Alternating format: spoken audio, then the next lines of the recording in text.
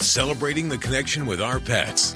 This is Animal Radio, featuring your dream team, veterinarian Dr. Debbie White and groomer Joey Villani. And here are your hosts, Hal Abrams and Judy Francis. Go grab your pet. Bring them around the radio. I think they'll like the show because for the next 2 hours, we're going to celebrate animals, not just the dogs and the cats and the flamingos and the ferrets, but fish, birds, humpback dogs, hippopotamuses. We're going to celebrate all these animals in the next couple of hours. Coming up on the show today, if you've ever wanted to start or open a rescue, an animal rescue, give up your dumb job and in that cubicle that you hate selling insurance. We all hate that job. I even hate it. It's not my job. But if you want to give it up and start rescuing animals, you better be listening to today's show before you do it, because it's not as easy as you might think. There are certain laws that you need to follow, and we're going to talk to an expert. She's an attorney, and she's an animal advocate, and she's a nonprofit advocate. All three of those together, she's the perfect person to give us information on starting a rescue, and she'll be on the show in about 40 minutes or so. It looks like Dr. Debbie is fond of Moxie. Moxie, the little kitten that she's fostering for until Christmas, when it's going to be a gift. Mm-hmm. And we all have bets that, of course, she will be a foster failure and the cat will come. How's the cat getting along with the dog? You know what? My big dog, I was really very nervous, and I didn't trust her. I kept her on a leash around her at all times because, I'm being the responsible, pet owner.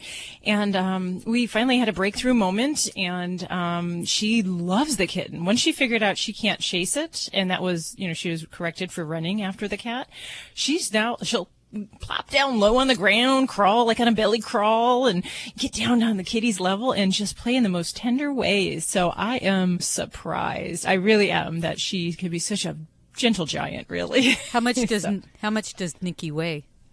She was 80 pounds. Wow. And this little thing is 2 pounds right now. Oh, I mean, that's so cute. So, yeah, she's like, her whole body is about the diameter of Nikki's one furry paw. So it's just kind of like, boom, this big thing. So, honestly, I'm quite cautious. I'm still very, careful watching and supervising all interactions, but it is just so much fun. And I will have to send you video because it is just one of those things. It's like watching cat videos. You just smile when you watch these two play. Oh, kittens are the best. Yeah. So Nikki loves the kitten, Moxie. And my other dog, the kitten loves him, but he's not so cool on it. So no, but she loves running up to my other little dog and like palling next to him like, hey, I'm right here. And he's like, get away from me. Well, this kitten's going to grow up with no fear of dogs. That's great. Let's hope so. Hi, Mike. How are you? Good. How you doing today? Good. What's going on with you? Well, after leaving California and all the sunny weather, moved to Colorado. I had a house, the driveway, the stairs, the sidewalks, all that stuff with the snow. When we moved up to Custer, we don't have that problem up here where we're living at, but I have 2 decks.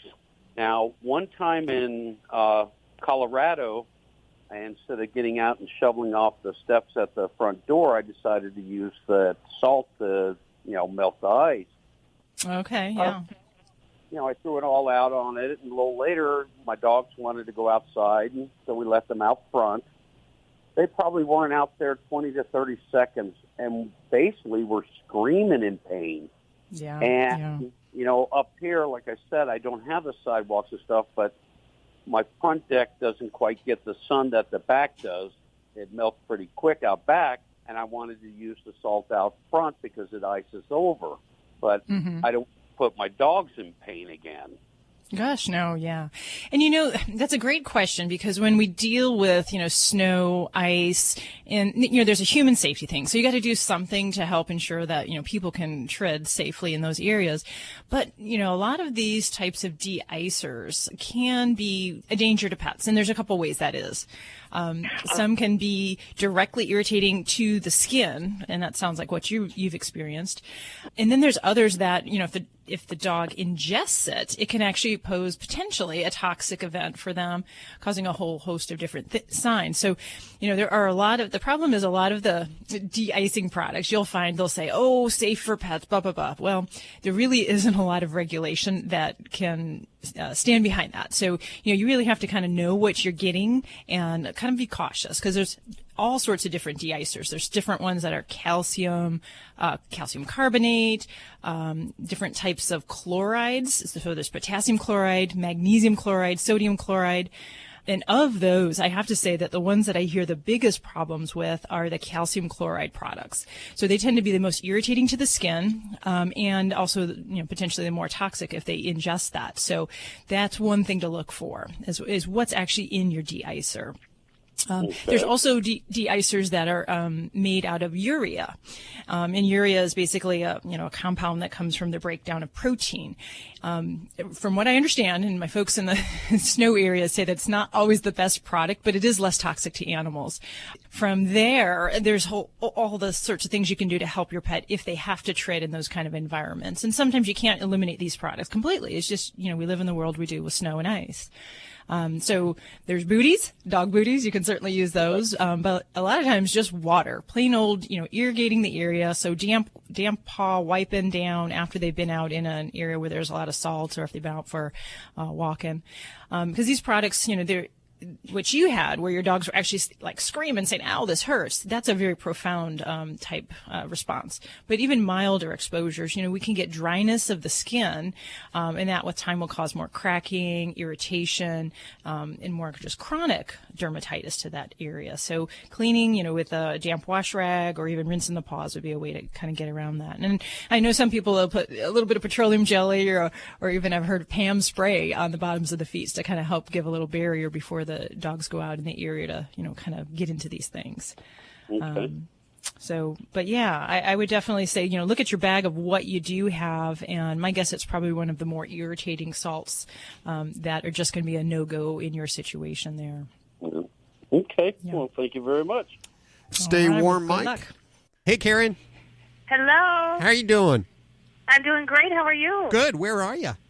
Right outside Chicago, Illinois, in Glen Ellen. Chicago. Okay. Well, what's going on with your pets? I have Dr. Debbie right here, and I understand you need to talk to her. I have he's about 11 years old. He's adopted, so I don't know exactly.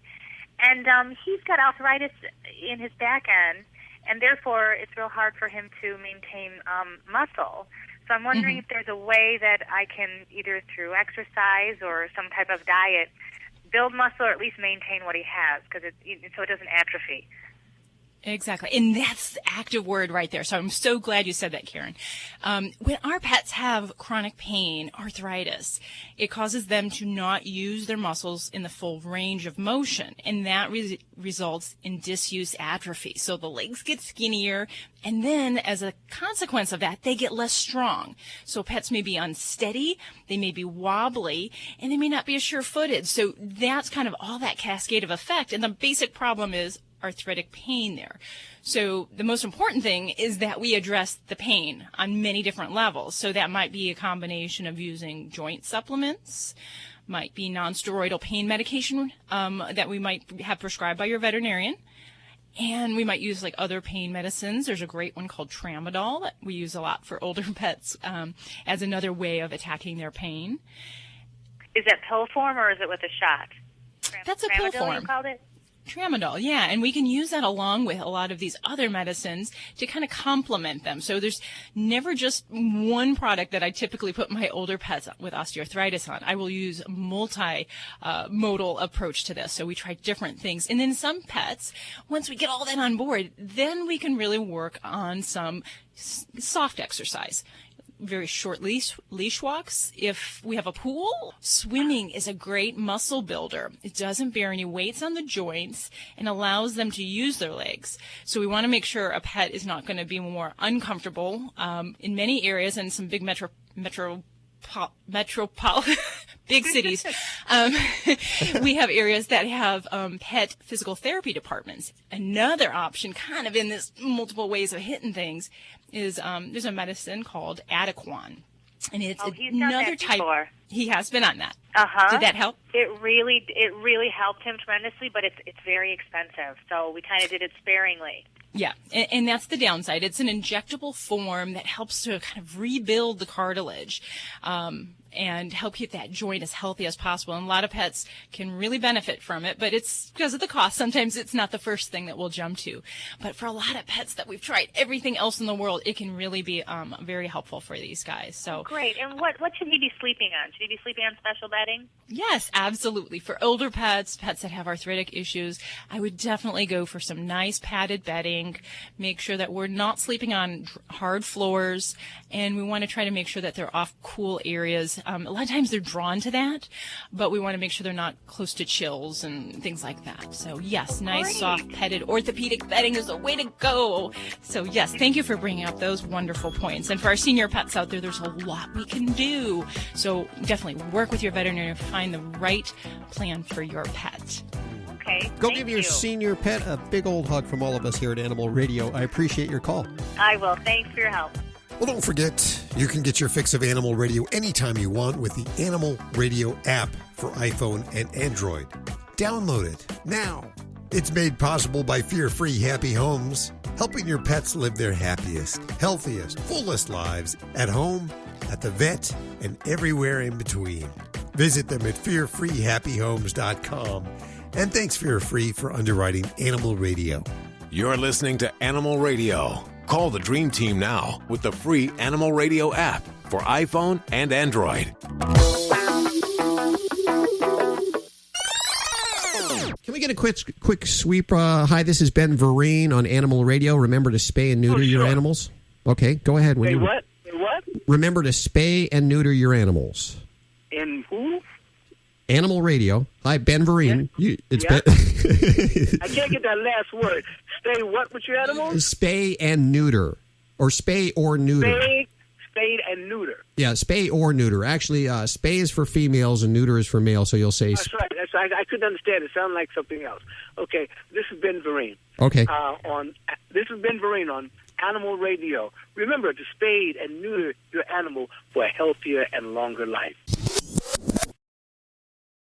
Do you have Medicare and do you use a CPAP machine? This is a national healthcare alert regarding your CPAP supplies. Using a clean CPAP mask and clean supplies is important to staying healthy. The best way to make sure your CPAP equipment is clean is to get new supplies. If you have Medicare, we have great news. Medicare will pay for you to have new clean supplies every 90 days. We'll even do all the paperwork for you to make sure that there's little to no out-of-pocket cost to you. And you don't even have to leave your home. We provide free in-home delivery. So if you're a CPAP user and you have Medicare, staying healthy with new CPAP equipment is easy. Just make this free phone call right now to get started. Sponsored by Specialty Medical. 800-485-4409. 800-485-4409. 800-485-4409. That's 800-485-4409. You're listening to Animal Radio. If you missed any part of today's show, visit us at animalradio.com or download the Animal Radio app for iPhone and Android.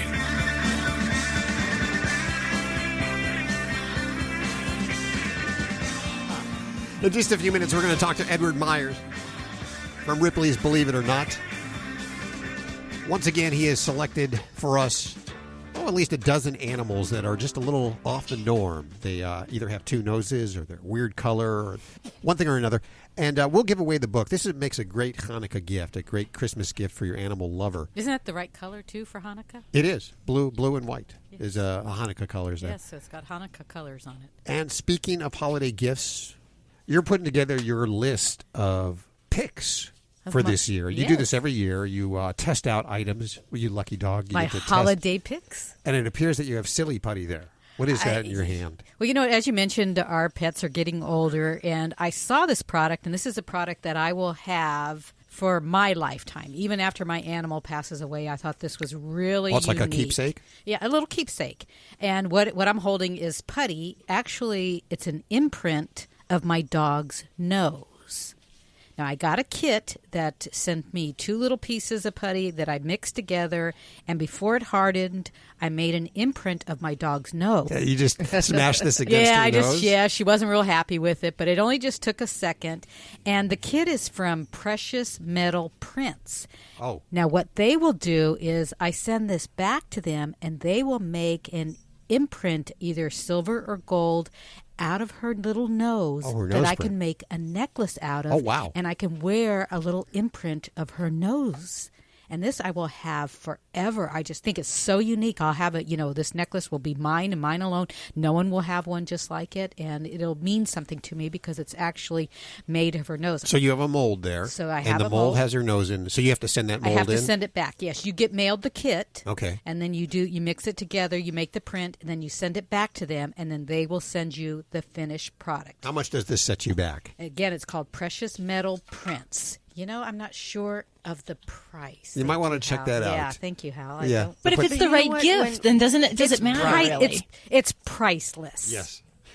It's $79.99 for silver and $109.99 for gold. I think that's cool. Yeah, it is. Because finding a unique gift. I know when we lost Lucy and Sunday this year, I really wanted, I call it a jewelry urn or, something. Yeah. I wanted something that I could, I guess they call it, cremains jewelry or something. Oh, yeah, I've heard about that. Yeah, I wanted something like that I could have a piece of them with me. And there's, bazillions of them out there. So that would be a great gift to really...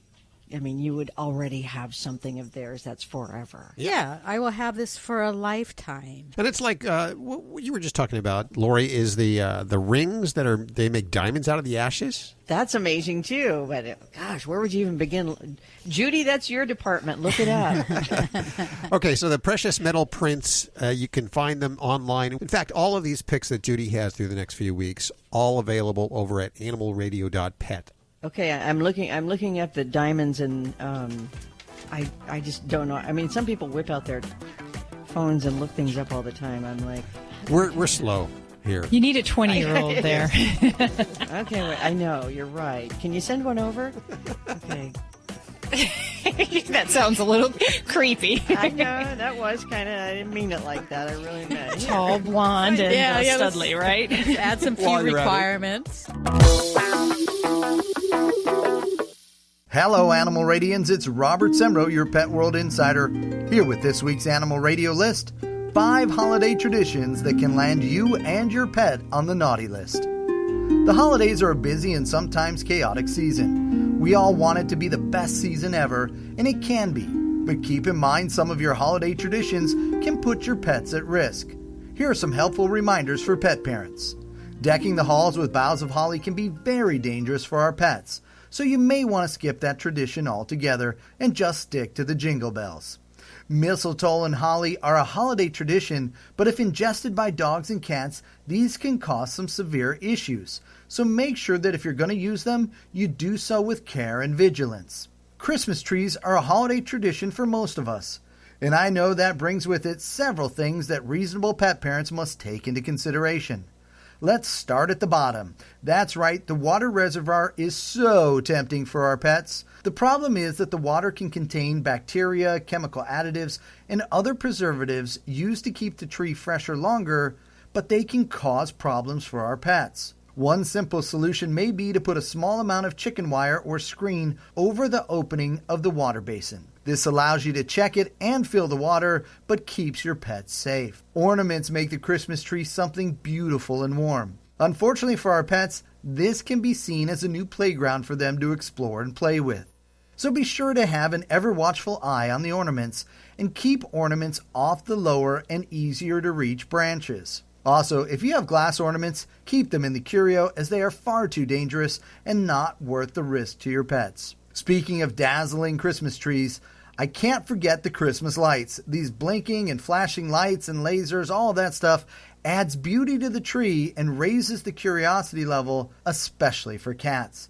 So again, be sure to keep those off easier to reach branches, and as always, watch and see how your pets react to these new introductions to their environments. They're gonna be curious. The bigger concern is where and what that curiosity leads to. And if you see them engaging the tree to get at the decorations, you're going to need to redirect them and make sure that they know and understand that they cannot touch the tree. Remember the mantra, we look with our eyes, not with our mouths and paws. Finally, holiday foods and get-togethers are what the season is made for. But this too can be extremely dangerous for your pets.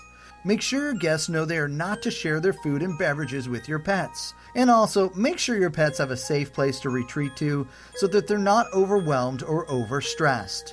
Let's not find our pets on the naughty list or find ourselves at the vet's office for something avoidable this holiday season. Share your holiday safety suggestions on our Animal Radio Facebook page. The old way of living with diabetes is a pain. You've got to remember to do your testing and always need to stick your fingers to test your blood sugar. The new way to live your life with diabetes is with a continuous glucose monitor. Apply a discrete sensor on your body, and it continuously monitors your glucose levels, helping you spend more time in range and freeing you from painful finger sticks. If you are living with type 1 or type 2 diabetes and you administer insulin 3 or more times per day or use an insulin pump, you might be eligible for a CGM through your insurance benefits. U.S. Med partners with over 500 private insurance companies and Medicare. We offer free shipping, 90-day supplies, and we bill your insurance. Call us today for a free benefits check. 800-785-1673. 800-785-1673. 800-785-1673. That's 800-785-1673. This is an Animal Radio News Update. I'm Lori Brooks. Hey, do you remember the stories we told you about when pets, most of them were dogs, that were killed when they accidentally tripped a cyanide bomb, that's what they call it, that is used by the government to kill nuisance animals like coyotes? Well, finally, we have some action to report on that. Now the federal government says it will suspend the use of the so-called cyanide bombs to kill wild animals on public lands in Colorado for now. This latest deal is the second of its kind in less than a week after controversies about the Wildlife Service's use of M44s, also known as cyanide bombs. These spring-loaded devices put off a sodium cyanide, and they're blamed for accidentally killing pet dogs in Idaho, Wyoming, and Colorado, too. Well, animal control officers were recently summoned to a Reading, Pennsylvania neighborhood after a report of a wild animal running loose. If you've listened to the show for long here, you know that these wild animals are not usually what the caller says they are. But so what was thought to be a cheetah ended up to be an exotic cat. A very different one, though. It was an African female serval. And servals are illegal to own unless you have a special license, and police looked everything up, and no one in their county held a license to own a serval. Police say that this big cat was declawed, so it was likely an escaped illegal pet that was being used for breeding. Because of this twist, you see, owning a serval is against the law. However, if you take a female serval and you cross it with a domestic cat, those kittens will be what's called a Savannah cat, which are legal to own without any special license at all. And those Savannah kittens are worth about $10,000 each. So surely somebody is missing their illegal serval cat today. That poor rescue cat was headed for a pretty miserable life being used as a breeder, but now she's going to be cared for by a rescue group that specializes in caring just for big cats. And she'll also be used for education and community outreach programs that teach the dangers of exotic cats as pets.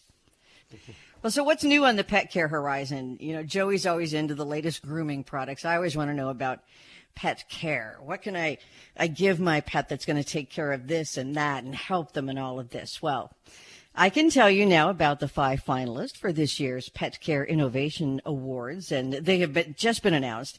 They include the Fetch My Pet Pet Life Management app, the Animal Biome, a company which is they produce a microbiome-based pet health diagnostic and supplements as well, because they're helping pets that have gastrointestinal problems, so they can be pretty tricky to diagnose, so they're helping a lot there. Another company that's been nominated is the Bear It All Pet Food Company, and what they do is they use the invasive Asian carp fish as a primary protein source in their pet food. So It's, making high protein food for animals, but it's also taking these Asian carp out of our waterways. Barkley is another company that's been nominated for their personalized dog walking app. Miss Judy, I imagine you know about them. Of course. And Pupjoy is the fifth one. They're makers of customizable subscription boxes for dogs, the kind that you get every week or every month or whatever, and your pet's really happy to get them. I don't think I could afford one of those. I don't know what their prices are, but it just seems kind of like, I don't know. It seems like you have to have a lot of disposable income to get one of those. I think they run they have different sizes. I don't know if they have some from like $20 up to like $50 a month. Just what I need on top of my Verizon and Comcast and everything else monthly bill. This competition for the Pet Care Innovation Awards is open to companies that focus on key areas of dog and cat needs, their care, and things like that, including pet food, nutrition, care, play, and technology. This year, more than 85 companies from 9 different countries applied for the honor. The winner is going to be announced in March. I'm Lori Brooks. Get more breaking animal news anytime at animalradio.com. This has been an Animal Radio News Update. Get more at animalradio.com. You're listening to Animal Radio. Call the Dream Team now with the free Animal Radio app for iPhone and Android.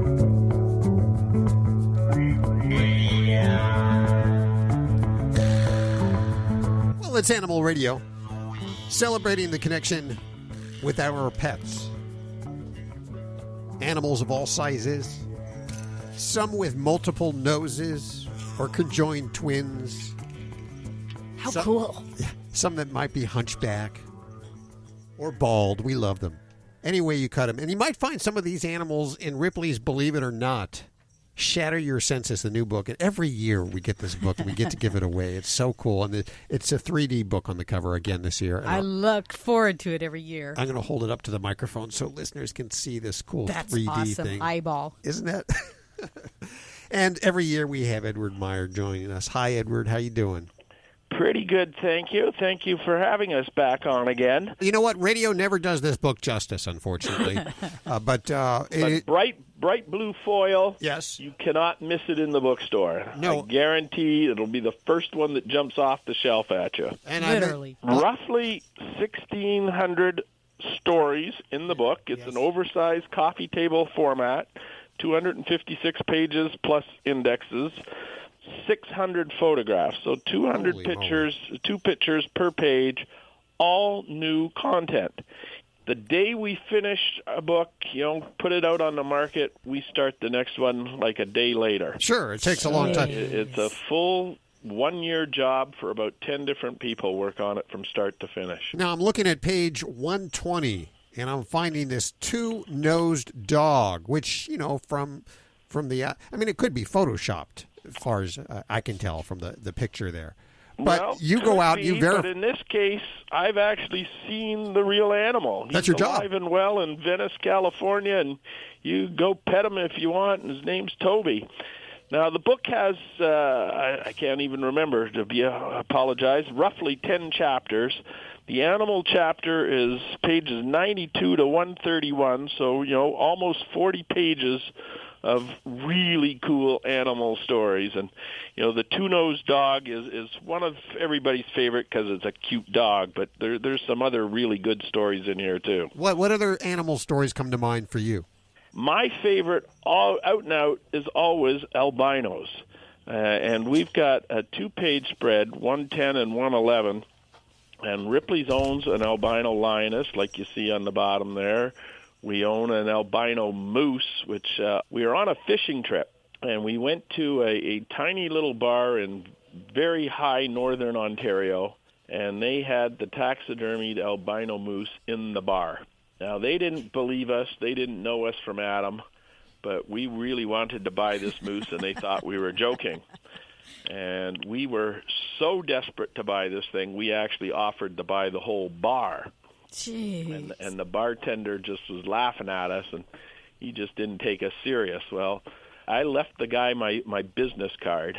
About 5 years later, I got a phone call from Cochrane, Ontario, and I picked up that phone, and he said, I'm so-and-so calling from Cochrane, Ontario. Do you know who I am? And I says, well, I've only ever been in Cochrane, Ontario once, and I only gave my business card to one person. You must be the guy that owns the albino moose. And he says, yep, that's me. And so we bought the albino moose without having to buy the whole bar. And it is. And that would have been nice, too, though. It is like the most amazing thing to me. This is a full-size bull moose with the big antlers, the whole bit. I just can't fathom, 4 years old, how it was alive and not being killed either by predators or mainly by hunters, because it sure couldn't hide very well. But a phenomenal, big, huge animal, and very, very cool. And, you know, we have an albino beaver, an albino squirrel, an albino gopher, 5 or 6, a lion, an alligator. Albino alligator is kind of cool, but that moose does it for me. Sure. So I'm looking over here on page 126 here. Hold that up to the mic. And we have a picture of a bird in slippers or flip-flops. I want to know about this one because I like the live animals. I don't really care for all those stuffed ones. Yeah. But what is up with this bird? This guy's got a toe problem. And they refer to it as knuckling. The toes are growing, I guess, what I would call pigeon-toed. I guess there's a reason maybe they call it pigeon-toed. They're turning into each other. And a vet has designed little flip-flop type sandals for this bird to wear, and it's a mockingbird, in order for it to be able to walk a little better than it could with its natural feet. But it's a cute picture. It literally looks like, you know, little pieces of cardboard taped to its feet, but it helped the bird, get around. That looks like something you would do, Dr. Debbie. I know. I wish I would have been the one. Now I've put we put little ball bandages on little budgie feet so that they can kind of grasp on something. So kind of similar, but I haven't used the flip-flop style. So I may have to break that out next spring. If you want to pick up a copy, one of the 5 copies we have to give away right now, if you're not lucky enough to get on through, this makes a great Christmas or Hanukkah gift. It's the Ripley's Believe It or Not, Shatter Your Senses book. Edward, thanks so much for coming on. We look forward to speaking to you next year. Okay, well, thank you. And the book is called Shatter Your Senses, Ripley's.com, Amazon.com, or wherever fine books are sold. And we'll put links to everything you've heard on today's show over at animalradio.pet. We're going to head back to the phones for your calls next. Hi, this is NASCAR driver Corey Joyce on Animal Radio and spay and neuter your pets. I represent low-cost airlines, and we know a lot of you are not traveling right now, and we understand. However, if you do need to travel between now and the end of the year, now is a great time to lock in some of the lowest prices we've seen in a lifetime. Hey, in normal times, we can save you up to 75%, but now airlines are practically giving away seats. We have inside deals on over 500 airlines. Here are a few sample round-trip deals we found. Seattle to Vegas, $35. Chicago to Atlanta, $85. Los Angeles to Atlanta, $100. Of course, there are some limitations, but the airlines want your business right now. And cancellation and change fees are flexible. So fly somewhere this year, book now, save a ton, call right now. 802-341-4532, 802-341-4532, 802-341-4532. That's 802-341-4532. You're listening to Animal Radio. Call the Dream Team now with the free Animal Radio app for iPhone and Android. It's Animal Radio. And Dr. Debbie's always making a joke about how veterinarians always have animals of their own that are like missing a leg or a tail or some part because they're patients and ultimately you end up taking them home. Is that what happens? Yeah, usually there's someone, either can't care for them or we get a stray that has a lot of injuries and we just nurse them along and then decide that they move into our house forever. Yeah. Well, about 20 years ago, maybe even less, when a dog was missing a leg or any animal missing an appendage, they pretty much had to go without. And now with 3D printing technology, the experts are able to make prosthetic legs for dogs that might be missing a leg or a tail or even an alligator that's missing its tail. Yeah. They can do beaks for birds. They can do anything. It's unbelievable. You're going to love this book. I'm going to give you a copy here. Check this out. It's called Unstoppable. And it's very easy to read. It's, for me, I like easy to read books with lots of pictures. It is true stories of amazing bionic animals. and I'm sorting through it right now, and there's everything from horses, cows. Check out this cow right here. I know. It's got a prosthetic, 2 front legs. And not only do I think it's amazing, but I think the owners or the guardians of these animals are even more amazing because they didn't put their animal down. They didn't write their animal off. They went to get help and get the prosthetics that are needed to have them lead a fairly normal life. And a lot of times these animals don't even know that something is wrong. And we have the author of this book, Unstoppable. I'll have giveaways in just a couple of minutes. The author, Nancy Furstinger, is joining us. Hi, Nancy. How are you? Hi, terrific. How are you? Furstinger, is that Italian? No, it's actually Hungarian. Hungarian. I love yes. it. And you pronounced it correctly. Thank you. Which is amazing because I screw up everybody's name. I love the book, and I'm going to hold it up to the microphone so listeners can see some of these pictures here. I didn't realize it was so prevalent, these prosthetic legs. This book couldn't have been written several years ago because we didn't have these pioneering interventions that animals are maneuvering around these days with everything from orthotic and prosthetics to specially designed wheelchairs. And the prosthetics, not just legs, which are predominantly in the book, but also tails, fins, flippers, and even beaks. So it's really a medical miracle. Tails. Now, that's an interesting one. I wouldn't think that an animal would need their tail. What kind of animal was it? Actually, there were 2. There's a sidebar on Winter the dolphin who lost a tail in a crab trap. And then there's a really incredible story that I read to schools when I go do visits with this book about Mr. Stubbs, who is an alligator. An alligator? Yes, an alligator. He has a 3-foot silicone tail that weighs about 35 pounds, and he was on a truck with 31 other alligators, and they were bound for the illegal pet trade in Arizona, and a bigger, hungrier gator bit off Mr. Stubbs' tail. And tails are vital appendages for alligators. Without a tail, they can't maneuver around properly, and they're in danger of drowning. So he has this enormous prosthetic tail, which is absolutely incredible. And kids are really fascinated because the way they made the tail, they used different techniques from the movies. First, they put reflective dots all over his body, and they used that to track his movements, like you would for a 3D special effects movie. Uh-huh. And then they made a mold of his rear using this flexible silicone called body double, which is something that movies use to create masks. And finally, they found matching donor tail using a alligator carcass, and they took a mold of the tail using another type of movie magic called dragon skin, which they use to create zombie makeup. So kids are just really fascinated by this. Well, I'm fascinated, too. I guess the question begs to be asked, who pays for an alligator's tail to be to go through this whole process of fabrication? All of this has got to be pretty expensive. It is.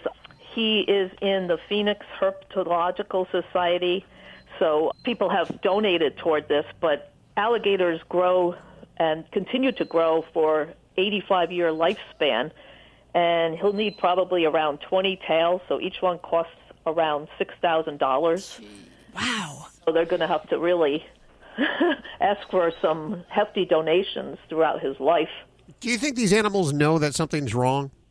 No, I don't think so. The reason behind this book is because I belong to a variety of different animal organizations, and I write primarily books about animals, which are my passion. And I adopted a 3-legged Flemish giant rabbit, which is an extremely large breed. And this was before rabbits had wheel carts or any kind of prosthesis.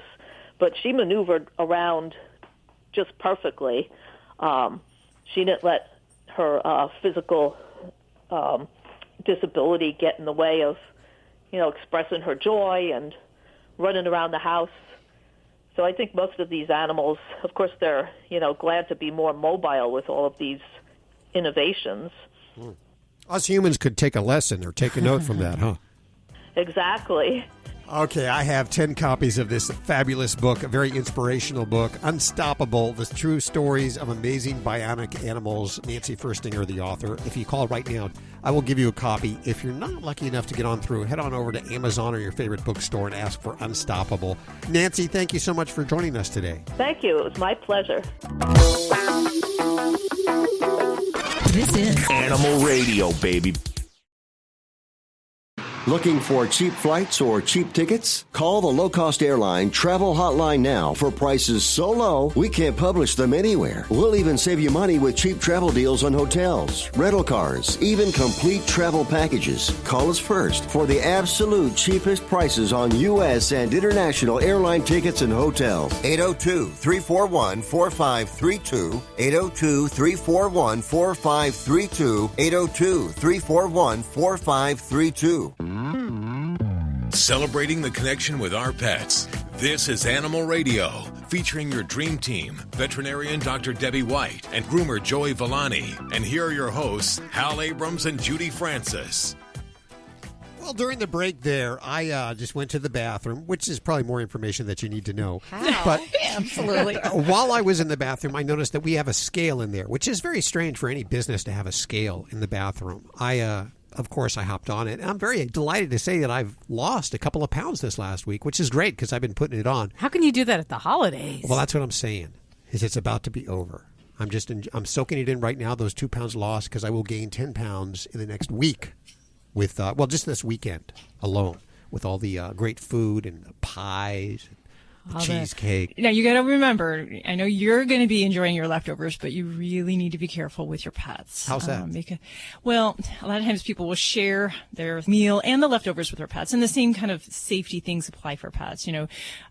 Spicy foods, rich foods, fatty foods can really cause a lot of digestive upset. And I'll tell you, this time of year, all I see are vomiting pets, diarrhea, because it's the number one reason that people take their pets to the vet, is because we feed things to them that make them sick.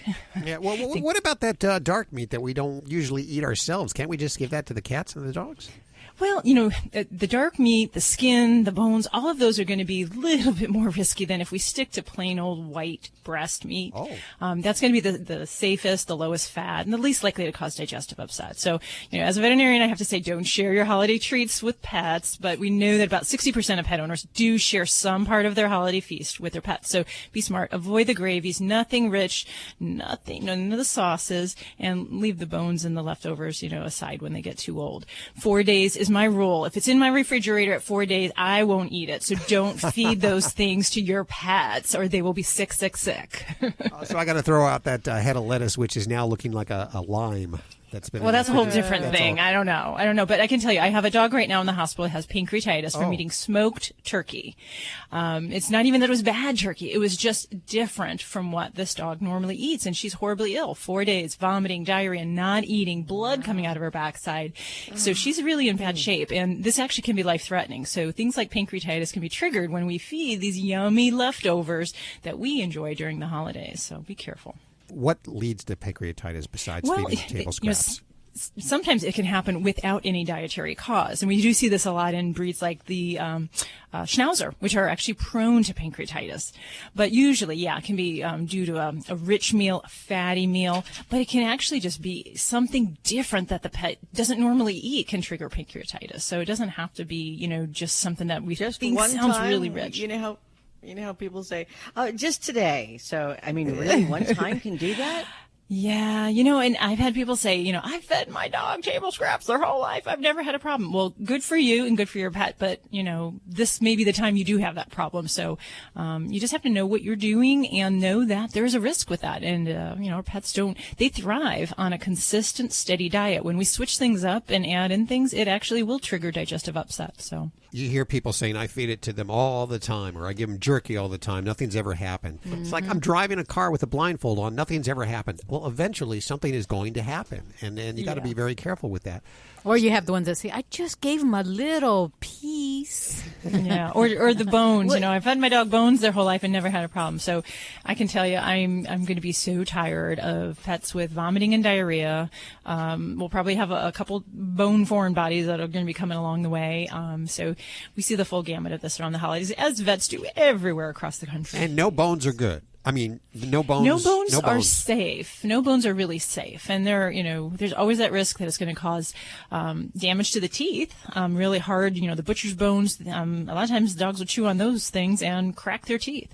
But then there's the shards that'll get caught in the digestive tract. Or I had last week a dog that chewed on a bone and chewed it up really fine, and they thought they did a good thing because it chewed it up really well. But boy, when those bones passed out her backside, she was in excruciating pain. We had to have her an IV hydromorphone, which is like morphine, just to get her through a 24-hour period because she was in so much pain. Jeez. So it was really bad. Okay, so don't be one of the statistics. Don't show up in Dr. Debbie's office on Monday morning. Yeah, and throw those bones away. Make sure they're secured in the trash. Yes. If you leave it out on the counter, your dog will get it. I walked dogs in my neighborhood, and there was some tall grass. My dog, one of the dogs I walked, went into the grass because he smelled it, obviously, and came up with a turkey neck bone somebody had thrown in their front yard. And it's like, oh, my gosh. I was able to get it away from him, but throw them in the trash. Jeez. Yeah. Make sure. What I do sometime in the next couple of days, I'm going to write up my signs, and sometimes I actually save them. The "Do not feed the dogs" signs, and I'm pretty militant about it.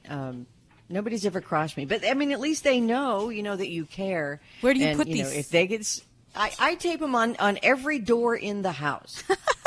Doors going in and out, doors to bedrooms, doors to bathrooms. If there's a door, there's a sign on it. Well, but you know why? Because I used to have cats too, so I would say, "Do not let the cats out." You're rough on those guests, aren't you? I am. I don't have a lot of guests, and now I know why, right? We are about 20 minutes away from a check with the Animal Radio Newsroom and Miss Lori Brooks. What kind of stories are we looking for this hour? I don't know. Dr. Debbie, have you ever had to microchip an emu? We do parrots, we do tortoises, and we do potbelly pigs, but not an emu. There's a state right now that has two different cases very close together of emus that are lost. And they are amazing, huge birds. We'll tell you the latest on these stories. One of the guys has really been a big sensation on social media. Maybe the two emus ran away together. Yeah, It could be. I mean, they're two males, and that happens. But I think, I don't know. It's nothing wrong with humans, that. Why not in birds? Yeah, there's absolutely nothing wrong with that. That's right, Hal. Like a male emu, that's perfectly fine. Okay, let's go to the phones. Please, save us. Well, hello, Sammy. Hi, how are you? Doing good. How are you doing? I'm all right. Where are you? Severna Park, Maryland. I love Maryland. Maryland's just a beautiful place. I've got Dr. Debbie right here. She can help you with whatever ails your pet. Okay. Well, hi. Hi, how are you? I'm doing wonderful. What can we do for you today? Well, I have 3 cats, and I applied Frontline to each one about a week ago. And the fleas are worse. Now, I had the Frontline around for a while because I haven't had to use it in about 3 years. Didn't have any problems with fleas. And my question is, there's no expiration date that I can find. Does it go bad, and can I reapply it? And there is no expiration date on Frontline, and that is a truth. So, as long as the package was intact, I wouldn't have necessarily a problem in using that. Now, a lot of times after we apply Frontline or even some of the other types of flea control products, we can see some actual exaggerated activity of fleas, and that's generally more right after we apply it. It kind of affects their immune system. It affects their neurologic systems, so they can become really hyperactive and just kind of looking wacky. So a lot of people see a lot of flea activity shortly after we treat with Frontline or comparable products. Now, if we're seeing a lot more fleas in general, then we might need to take some other approaches to not just relying on one single product and using more of a kind of a integrated approach to fleas. So is it more that you're seeing a lot of these in number or just them moving a lot? Well, before I applied it, I used the flea comb on each cat, and I found some flea dirt and a flea or two. And like I said, I applied it about a week ago, and now there is a ton of flea dirt. One of my cats is starting to lose hair down on her back in front of her tail, and there was a whole lot of flea dirt on her. Okay. And there are more fleas, and they're alive. Okay. And I'm just concerned that I don't know. I just didn't know if it went bad or not. And you wanted to know if you could reapply too, right? Yeah, exactly. Because the package says you can't, wait, do not reapply for 30 days. Yeah, and that would be accurate. I would not want to reapply that. Now, something we might want to try is maybe more add in an oral flea component. And there's some different ones out there. There's one called Program. Generally, it's not the quickest kill, in my opinion, but there are definitely some other ones. There's one called Comfortus, and that one, actually, a lot of folks report some very quick kill times after that. So that might be something else to add in. And is there some kind of link that the fleas are more popular right now and you're seeing more of them? You might just be having some ebb and flow of different flea populations going on right now. So I would just make sure that we tackle this with another route. And flea combs are great to remove those individual fleas, but you'll go nuts if you've got a ton trying to remove each and every one of them. But it certainly can be helpful in just removing some of those adults from the hair coat. Yeah, and it does get the flea dirt, but I can do it one day and 2 days later do it again and get the same amount. Yeah. So I would check with your veterinarian about what kind of oral flea products they have available, because every area might be a little different in some of their favorites. And I have vet friends in Indiana that will say, oh, gosh, we don't use that product out here. We like a different one. And, what works is great. And I won't kind of sneeze at that because everyone has their own favorites in their particular area. But I would definitely look into the oral ones. Sammy, you said that you haven't had trouble for the last few years, and all of a sudden this year, it does seem like this year has been a big flea year across the country. And it's funny you say that, Hal. We have, and actually in the veterinary community, it is widely reported that because of all the moisture in a lot of areas, we have not just fleas, but ticks and other type of critters, a lot of mosquitoes and risk with heartworm disease. So it is on the rise, definitely. Well, this portion of Animal Radio is underwritten by Kensington Books. This holiday season, curl up with the 12 Days of Snowball by Kristen McKenna. It's an adorably funny novel featuring a matchmaking cat named Snowball. The 12 Days of Snowball. It's a perfect holiday read for animal lovers or anyone looking for romance. Pick up your copy today anywhere books are sold or visit KristenMcKenna.com. That's KristenMcKanagh.com. And thanks, Kensington, for underwriting Animal Radio.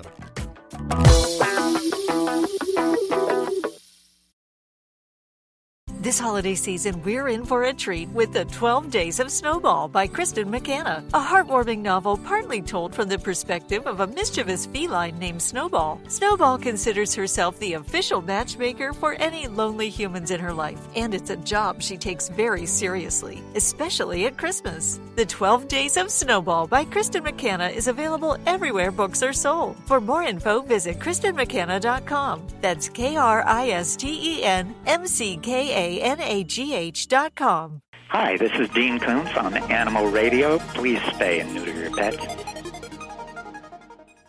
Oh, what did he say? He said, we're all across the USA, the most listened to pet show today. Animal Radio, we're everywhere you go. Animal Radio. Animal Radio. Hi, Judy. Hi, how are you? Doing good. How are you doing today? I'm good, thank you. How can we help you? I got the great Dr. Debbie right here. Oh, good. I have a 2-year-old English bulldog, and she has a red mange, and I've been treating her with the Promaris. It's a tick and flea medicine. Okay. And I was wondering if there's any other like a natural way without medication for treating her for this. Well, there's definitely the most natural thing for red mange is actually to do nothing. And that sounds horrible. Red mange. But then she gets all red and then her hair falls off.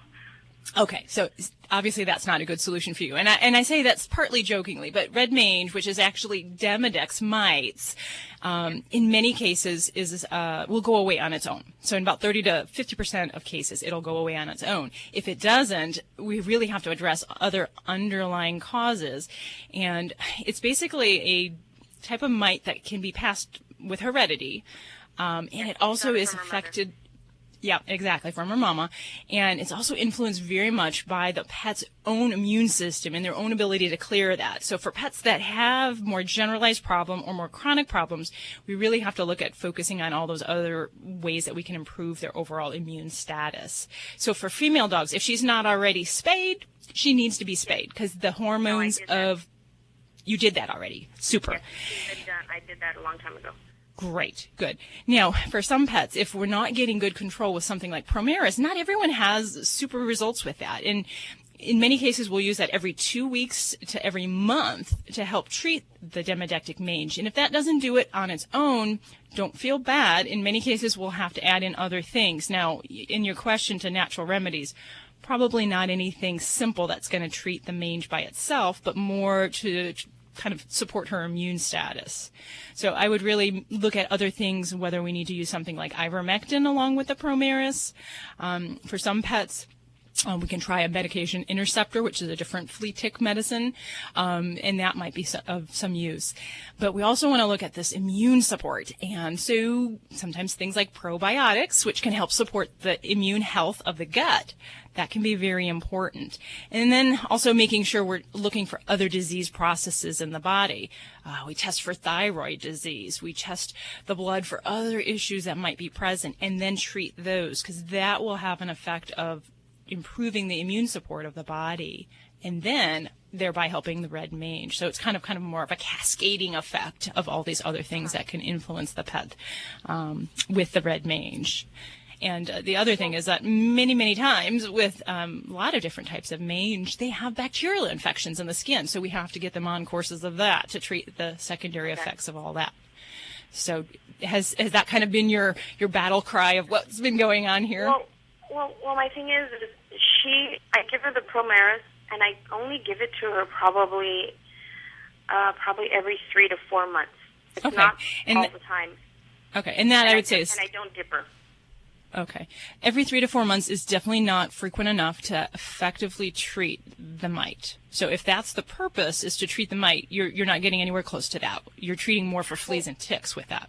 Well, what I noticed is when I give it to her, it's when she barely starts to turn the pink, where I could barely start seeing it. So then as soon as I give it to her, she's fine for another 3 to 4 months.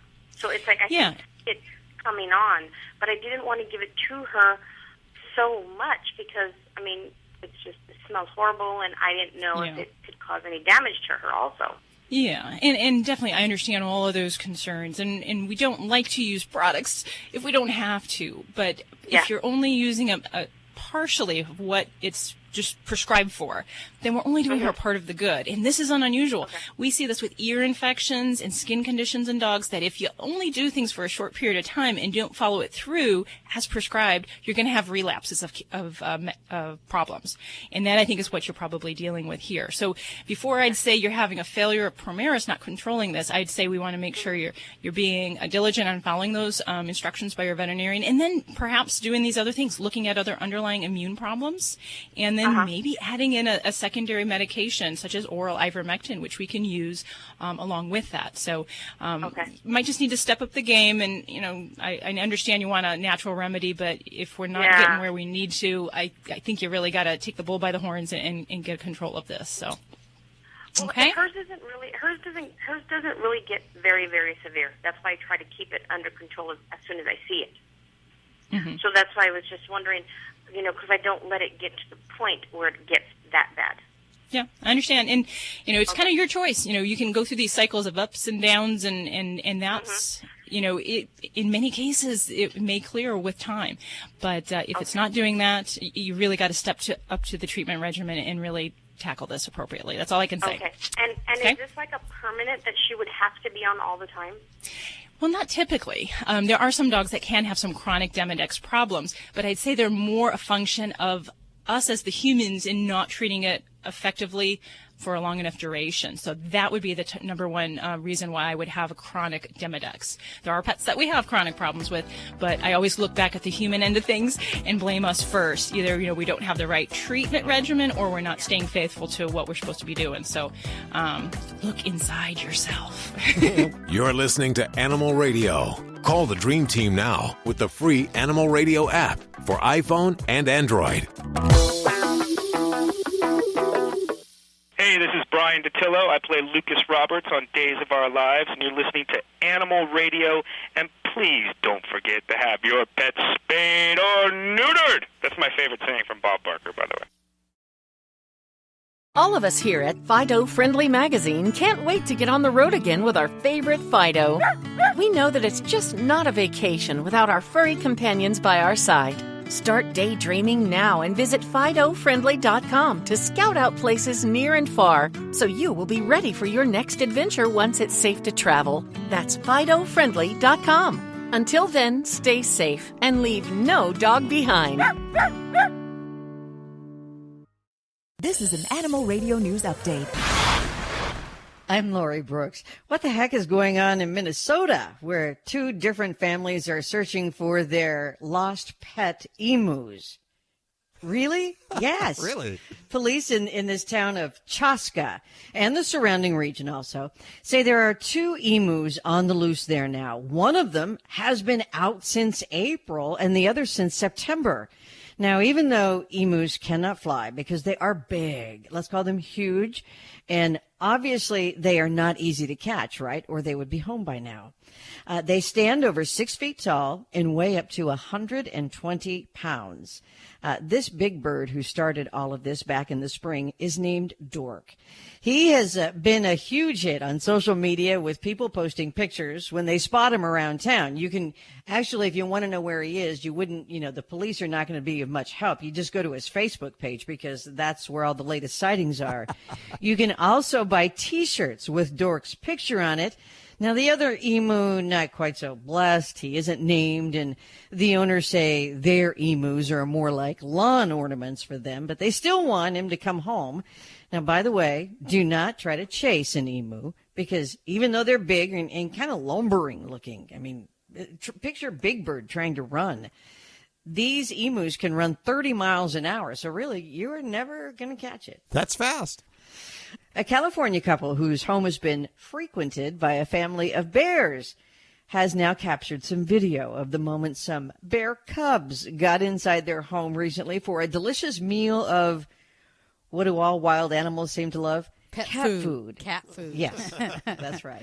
But, I mean, they'll eat bird food, too, if that's all there is and it's the wintertime. But this family of bears has been visiting the home for several weeks now, but this is the first time that the cubs have gotten inside.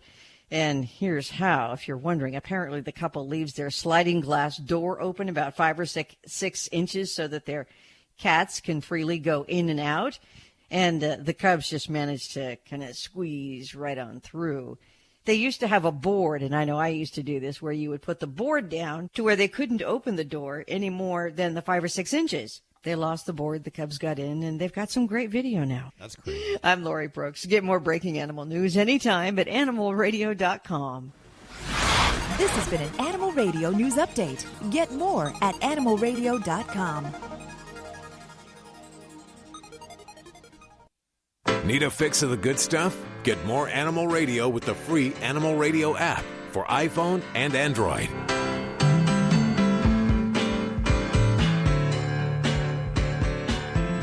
It's Animal Radio, celebrating the connection with our pets. Lori, you have a lot of dogs. Mm-hmm. Have you ever thought of opening a rescue? We actually do have a bulldog rescue. You do? You? I did not know that. So how many didn't? animals do you have at your rescue? We just have one bulldog right now. We have 2 dogs, Tater the pit bull and Roro, who is one of the rescues from on the Rebound Bulldog Rescue in the Maryland, D.C., Virginia area. Oh, okay. So we're talking kind of small. It's just a few dogs right now, right? But who knows? 10 years from now, it could be like, what, 50 dogs that you've rescued? I have no clue. You're kind of... Oh, no, we've rescued hundreds. We've done this for 20 years. But it's, there's a lot that goes into rescue. And there's also, I know we're going to talk about the laws and things with starting a rescue. My reason for doing what I do, which is pretty much crafting, and I make collars for rescue dogs, and then I send them off to volunteer shelter photographers. And I do that because rescue, everybody thinks they know what is best for that animal. And when you know what's best, like me, I'm kidding, but you do. I mean, they become like your children, and you're trying to take the best care of them. It sometimes things get mixed up and there can be some drama. So it becomes really important. And I'm sure we'll talk about that to keep things really just about the dog or the cat. Yeah. Joining us on Skype is Sandy England. Hi, Sandy. How are you doing? I'm doing great. Thanks for having me on today. Now, you're an attorney. Is that correct? Well, yeah. Sometimes I don't want to spread that around. All the attorney jokes out there. But you're a good attorney, and you're absolutely. I always tell them when people ask me what kind of attorney I am, that's my response. I'm a good attorney. Good one. You also are the founder of an organization called Renosi. That's correct. What is that? It stands for, it's a word mashup that they do these days, Registration for Nonprofit Simplified, RENOSI. But here's a little secret. I checked out what it meant. It means Sandy in Italian. Oh, wow. There you go. So you help nonprofits. You're an attorney and you help nonprofits. Two great things in your corner right now. And you're helping animals, too, and especially people that want to open up rescues. I thought when you open up a rescue, it's pretty basic. You get a dog run in the yard and you make sure you have the food covered, and pretty simple, I would think. But apparently it's not that simple, is it? Oh, my God. Well, when you're talking government regulations and the Internal Revenue Service, things can get pretty dicey pretty quickly. So there's a lot of laws we have to follow, actually. A lot of hoops. Yeah. Yeah, and and what I found is people I've worked with all kinds of folks that set up a wide variety of nonprofit groups. But if you're passionate about your mission, why would you know anything about IRS guidelines? Why would you want to know anything about IRS guidelines? And so there are quite a few steps from deciding exactly how you're going to niche your rescue to getting incorporated and getting tax exempt status. And then all the states went in on it as well. They have fundraising, registration requirements, and so forth. I've seen a lot of books come across my desk, but I have not yet seen one like yours. Not only talking about the laws, but how to start up a rescue, how to really go through the 501c3 and the nonprofit status, establishing that status, and the do's and don'ts for raising money. What are some things that you don't want to do to raise money? Well, I'm going to start with the do first, okay? Because I think first I want to tell folks before you start raising money, make sure you register with your state. We didn't used to have this 10 years ago, but now almost every state requires that you register with the Attorney General's office before you ask for dime one. So I'm going to start with the do there. And then the second thing people don't usually get is if you want to call something a tax-deductible donation, which is great for 501c3 rescues. You set up and you can get tax-deductible donations. But a donation is only a donation if it's voluntary. And I see it every single day. Now with the holidays, there was some coming up. You see that, there's going to be your tax-deductible Christmas tree. And that's really not how it works. If you get something of value for your payment, that's a payment. That's not a tax-deductible donation. Oh, I did not know that. Yeah. So when I'm helping the boosters with their Christmas tree purchase this year, I thought that was a donation, but that isn't. No, because if you buy a Christmas tree from the local big box store or from the kids booster club, the JCs, whoever, you're getting something of value. Now they can put a value on that Christmas tree, but they, and say it's a $25 tree. And if you want to go out there and give $50, then maybe half of that was a tax-deductible donation. And in the animal world, it's very similar. You may charge a fee, for example, an adoption fee if you're a rescue. If you charge a fee and it's required, that's okay. Nonprofits can charge fees for some services and so forth. But if you want it to be tax-deductible, it has to be voluntary, where you will allow that dog to be adopted or that cat, whatever the animal, without a fee if that's so desired. So it's a good thing for folks to know when they're setting those fees. They can tell people that the cost of fostering an animal and the cost of veterinary services and add it all up and say, that's a $250 we put into this animal. And as long as you're asking for a donation but not requiring it, that can be tax deductible for the person adopting the animal. That's a really good point, because a lot of people balk at suggested donations for adoption. They're like, oh my God, how can it be $400 to adopt it? But then when they realize that, the rescue has likely put in at least a couple of times more than that into getting the animal healthy, it's a much better option. It's with lots of nonprofits. It's communication, right? You have to let people know and show them your budget, show them what it costs. And then people, I think, are a little more willing to pay what it costs and help you out. You talked a little bit about the taxes and the nonprofit status. What about locally where you live, the legal laws? Like, will my neighbor get pissed off that I suddenly have a dozen dogs? Right. And, I have to say that my little niche in the legal world is a tiny little section of the Internal Revenue Code and how you set these groups up. But in preparing this group, we did put together a lots of resources, including a state-by-state index. And one of the things folks really need to know before they set up a rescue is, am I allowed to have animals where I live, the zoning regulations, and if so, how many? And here's a little known fact. When I was putting together this book, even if you currently can have, let's say, 6 animals on your property, if the zoning laws change, you can be forced to have to either move or to close your rescue. So knowing those, local zoning laws and even nuisance laws are critically important. We are with Sandy England. She's an attorney, she's an author, she's a nonprofit advocate, and she's telling us how to get our rescue started. We're going to take a quick break. As soon as we come back, I'm going to find out a little more about what her book is about and some of the quick steps you need to do to get your rescue off the ground. Stick around. You're listening to Animal Radio. If you missed any part of today's show, visit us at animalradio.com or download the Animal Radio app for iPhone and Android. Hi, this is Clyde Pierce from HGTV. You're listening to Animal Radio.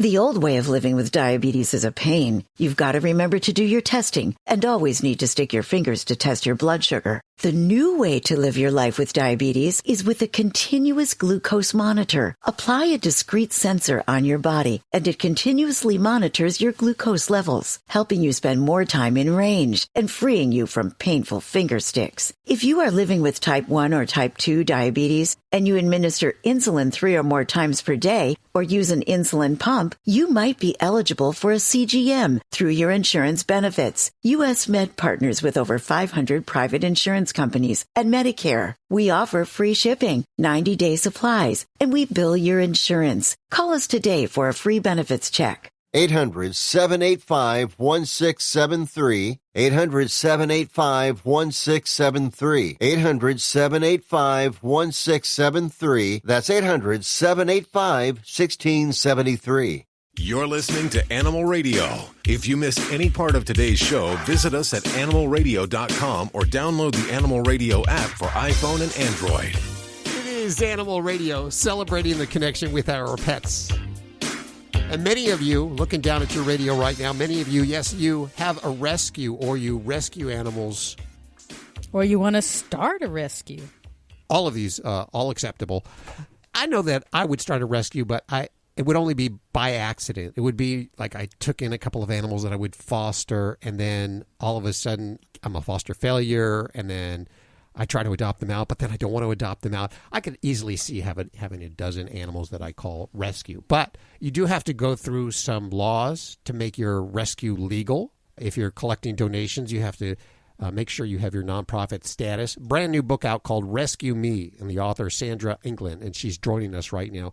In your book, you have 5 quick steps to get your rescue off the ground. Can you tell us what one of those steps might be? Well, I start out with a step you might not think of that's not really legal, but that's pick your niche. There are more and more rescues like anything, and also more and more animals out there. I guess 70%, I think now, of U.S. households have an animal. But I advise folks to really think about your niche and think about, don't just open another, say, cat rescue, but perhaps open a cat fostering organization for women going through breast cancer treatment. And the reason I suggest that is because you need to get supporters. It's not the easiest thing in the world to get support, and you're competing with other rescues and just really other interests altogether. And if you niche it like that, you're going to be the go-to for folks that are dealing with that particular issue. So I think that that's a critically important step. And as I mentioned there, it sort of is also tied with planning your budget. Build it and they will come, may be the case, but a little planning goes a long ways. I think that's an awesome idea about a niche, about finding some kind of a group and sticking with that to get the, support. That's a great thing I would never have thought of. Because there's more than one kind. Sometimes I think people think of rescues and they're just the ones that take in animals. And there are those. I mean, the latest I've seen is chicken rescues. More and more folks think they're going to have their backyard chicken farms and then decide that it may not be for them to collect those eggs and to muck the pen every week. And I read recently that there was a chicken rescue had to both move and make sure its address wasn't out there in the public because there were so many people dropping their chickens off at the rescue. Do most rescues make it, or do you see a lot of them just they try and then they go belly up? I think it's not just rescues. Yes, a lot of organizations go belly up. And I read an interesting article recently that it's okay if you start something and it goes belly up, that in fact churning of businesses in our country, and this is a business, it's just a nonprofit, actually is what leads to growth of our economy more than anything else. So certainly there are groups that go belly up, and that's why my company Renosi not only gets these organizations started, but we help them with all of the annual filings, the annual IRS tax return and the corporate returns and so forth every year. But I think the bigger question is it's helpful and it's a great thing to start one, even if everybody doesn't succeed. Absolutely. Okay, key question, Sandy. Yes. So you're the attorney who helped set up the nonprofits, and I assume that this is going to make it a lot easier because you will have all of the information and you can really guide people through the process. About what does that cost? What is your fee? What is our fee? Well, the book tells you how to do it yourself. So if you want to do it yourself, you only have to pay the fees to incorporate, which is about, depends on the state, but let's say $100 plus or minus, depending on your state. And then the fee to file with the IRS, if you're a small rescue and you don't expect to have gross receipts over $50,000 a year, which is most new rescues don't expect to have more than $50,000 when they start up, there's an IRS filing fee of $250. So, but on top of that, Renosi charges a fairly low rate. I believe it's $9.95 for a complete startup and inclusive of their fees and getting everything started. What's the real bargain is our annual renewal package, $295, and we make sure that your tax return is filed and your corporate report is filed and your fundraising registration is filed, and that's the key.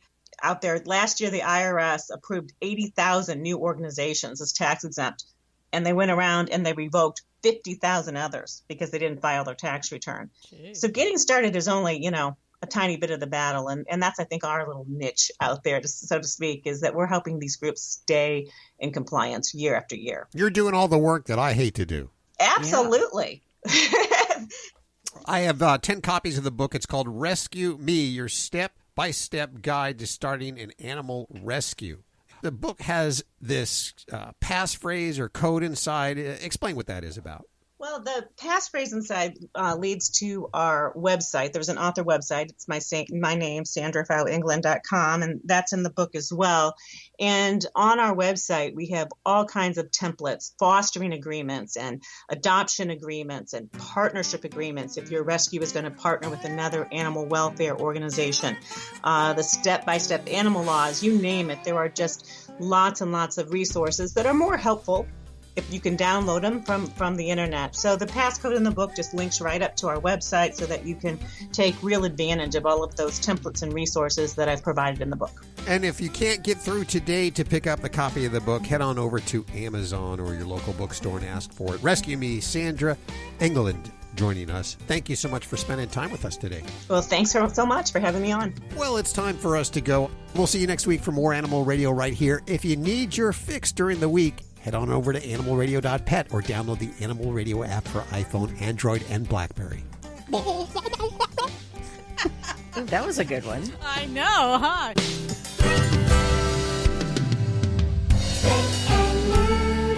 Always adopt, don't declaw. This is Animal Radio Network.